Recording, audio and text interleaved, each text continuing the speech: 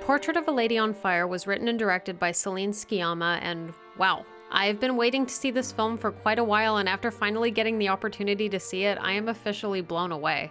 This film follows the story of a painter named Marianne who's sent to paint this young woman named Eloise.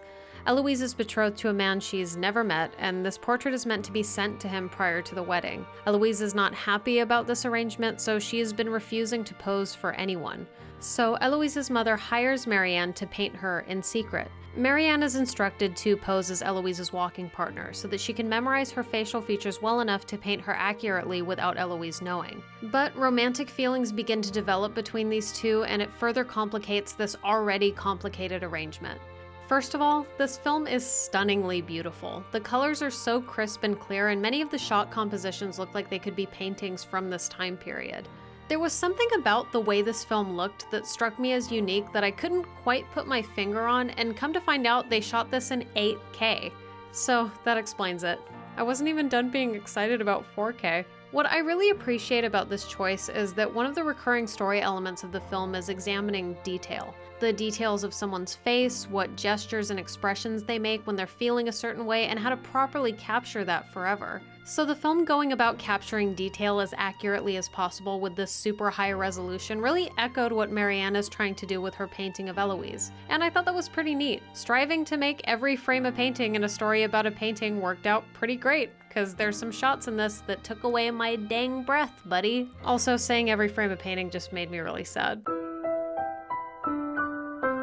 It was really nice to see a love story that actually felt real. You understand why these two love each other beyond the fact that they just both happen to be there. This film does a great job taking its time with their relationship. This film is slow, but in a good way. It moves at a pace necessary for portraying longing and the transformation from attraction into love. The screenplay is incredibly strong, and the two lead actresses have great on-screen chemistry. One thing I really appreciate about this story is that there are no villains. Eloise's mother, who hires Marianne to do this portrait, is not a cold-hearted tyrant of a parent. She's just a nice, upper-class lady from that time period who simply wants what's best for her daughter. She genuinely loves her. Arranged marriage at that time was fairly commonplace, and the mother is only doing what she knows how to do. There is plenty of emotional drama going on between these two women to carry this film, and I'm so glad they didn't insert some forced conflict. Most of the time in a story about star-crossed lovers, there is some tyrannical character that insists upon keeping these lovers apart, and this is by no means inherently bad. I just found it refreshing that this film decided to deviate from that. The thing suppressing these women isn't necessarily a person. They simply live in a time period that forbids romantic love between two women, and that's tragic enough on its own. Portrait of a Lady on Fire is subtle, meticulous, beautiful, and it's just